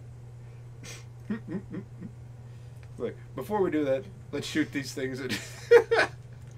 Okay, so like, there's no discussion about her changing sides or whatever. It's like she just goes where the wind blows. Are we sure that's her? Because it was just like, we never saw a close up of her. Quick, rewind. Unless I just wasn't. Boy, man. Even there, still kind of vague. Yeah, I don't know that you're right about this. Heck, I don't know. Obligatory voiceover by my father. That's how I live my life. I'm like, Dad, I need you to record something so I can go to bed. I don't love that the ending of this is, yeah, I can't be with you right now because, dramatic ending. You know, like... Yeah, because especially since... Jeffrey Bohm, that's the guy's name. Especially since he's supposed to be looking for someone. Like, he's... Yeah, exactly. Like, the entire point of this was so that you could create... That's a really good point. Yeah, biological clock, man. Time's a wasting. Like, if you're the Phantom, you'd be thinking more about that than you usually would, right? Where it's like, I've got to continue the line, especially because you got to get started early. Because what if you only have girls? Yeah. You know, and I think the comics do a female Phantom in somewhere, and so like you could maybe do that, but the way he talks about it here, but also just the way he is. The way he's talking here, like traditionally, it's always been a boy, and he just assumes the next Phantom is supposed to be a boy. The idea being not necessarily that only a man could be the Phantom, but only a man could convince you that it's the same person. Well, that's true. Yeah, absolutely. And also, that's the point. Just because it's tradition doesn't make it sexist. You know what I mean? Where it's just like it's always been men through down the ages. Well, I mean, I And don't, also keeping keeping the the name like it's always a Walker. You know what I mean? Like it's Kit White. It's always a Walker. Like Yeah. if we the have a next one female, is Kit Walker. I mean, like Yeah. they're all Kit Walker. if we have right, oh that's right, it is always Kit Walker. I'm pretty sure anyway. And then like Kit can also be a girl's name, so you're good there. But then after that, it's not gonna be Walker anymore. They're all If she Kit gets married, Jr., and Kit she has to Jr.. get married, or at least she has to have a kid. So yeah, Which, I mean, they could always change the name, I guess sure. go by whatever. Yeah, I mean, I like the Phantom, but I'm not the biggest Phantom fan, and I don't have all of the information in my head. yeah. I just kind of appreciate the tone, and I've always wanted a Yeah, man in it purple just- suit to bow at me. It looks like I forgot about that. It just it's funny. Like Vince obligatorily has to like the Phantom because it just looks like a Vince thing. Like it does. It just looks like a Vince thing. Looks like amazing. It's It never occurred to me that you wouldn't be a Phantom fan. Like I always just assumed the Phantom is the thing Vince likes. Like I mean, it I must have be. I have one of those Real Art Studios Phantom statues. I know, it's awesome. I remember when you got that. It was a gift from my wife. Yeah, it's cool. I think it was a Valentine's Day thing. And it has the wolf. Yeah. So what was your whole thing, or did you just not like the wolf? Oh no, I don't dislike the wolf. Oh, okay. Well, it's just the way you said that, because I was like, he's got like one token moment. You're like, that's fine. He doesn't have to be there. Like sometimes I feel like people get agitated about something that's silly. Like why are we so like it's one thing if they did something egregious like Yeah. the Like, you're not gonna expect a character arc for the dog. It's different than, like, if you have Robin in a movie and he's in one scene and he, like, ropes in and saves a person and leaves. You do that in a live-action movie and everybody's gonna go, would have been nice if Robin had some characterization. which I'm like I understand you could make a dialogue-less scene where the dog is doing something. That's fine. That would be cool. I would appreciate that. I don't care that it's not there. Oh, sure. Like there have been movies where the horse is a major character in the movie. But I think maybe the reason fans tend to complain about a thing like that is because they're excited that it's there, and then, like if it wasn't there, it'd be one thing where it's like, okay, they just decided not to do the wolf, but like he's thrown in as like, a token nod. Yes, we know the wolf is a thing, but then we don't really do a lot with him. So like, I don't know. If I was a big fan of this property, I could see myself being somewhat disappointed, especially if this came out in like the internet age, where like, not that I do this necessarily, but like where everybody's combing over every morsel, and then you get the trailer, and it's like, oh my god, the wolf's there. And it's like, oh, we saw it every time the wolf is there in the trailer. You know what I mean? Like people tend to be annoyed about things like that. In my head, if I had made this movie, I think, why wouldn't you have? I mean, the Phantom infiltrates the Singh Brotherhood, so why not have the wolf there? Like, Yeah. and it takes place in Continent, right? So why not? Why not have the wolf be a part of it? Yeah, exactly. So I'm just saying, you can see the complaint. No, I can see the complaint. It also Yeah. doesn't bother me. Doesn't bother me either, but I don't have. So, if the Any, question this is fixation. it bothersome? No, it's not bothersome to But me. yeah, I don't. Sure, I see what you're saying. Yeah, I guess I asked a question. Whatever. And maybe they only had so much money, and they couldn't get the wolf trainer on set that day. So I have this weird thing with this character, because I've always been curious about reading Phantom comics, but very selectively, right? Like, I don't tend Well, to they're get. not all created equal. I don't get. But what I mean is, I like this concept a lot, and the legacy thing especially. But I'm not real. I don't get excited about stories told in this period. So this is a big thing this is a big difference between me and you, is that you like a lot of pulp stuff, and I just don't get excited about that era.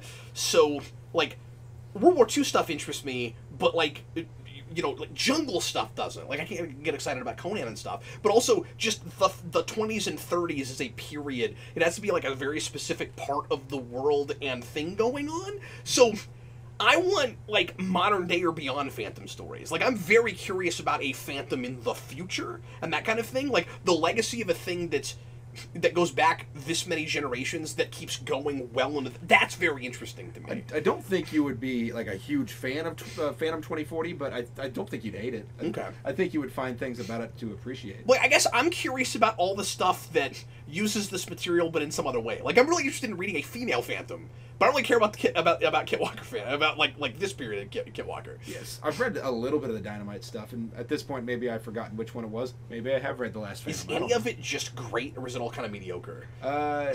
The thing that I thought was great. Now, maybe I was younger when I read it, but Sure. was that DC stuff He from the was '90s. impressionable. The Dynamite stuff is pretty good. The at least earlier I said I hadn't read any Dynamite stuff, but now I'm struggling to recall whether or not Is his hand getting tired? He's just been holding that ring up there for a long time. Well, fellas and ladies, this is the end of the movie. That's it. Anyway, what were you saying? But there was a period of time where they had they transitioned to a Black Phantom, and I'm struggling to remember if that's Moonstone or if that's Dynamite, because I've read part of that. So was that like the Kit Walker line was done, or did he marry a black woman, or? I think it was that somebody from the tribe took over. Oh. Because the Kit Walker line was done. That's why I say, well, heck, man, maybe I have read The Last Phantom, because that sounds like The Last Phantom to me. Yeah, it does. So Interesting. The next one that takes over is no longer a walker. And it becomes like a tripod. There's like a lady, a member of the tribe, and another guy. And these people become the Phantom, essentially. I would be suddenly I'm interested in looking into a little bit of that stuff. Like this is not a character that's ever really grabbed me, but then looking at this movie again, I'm like, oh yeah, I really like this movie. Like, it's pretty good. It might be fun to go, and it's just really neat that film was as faithful to the material as it was. Like, if you've never looked at it, but you look at this, it's a really good sampling of it. Like, that is the Phantom. Like, yeah, I feel like that's a pretty. I don't know that I can say that this would not whet your appetite had you not seen any Phantom at all. But I also kind of question it, because sometimes I wonder, is the thing that I like accessible to the rest of the universe? well, sure. Yeah, I have a lot too.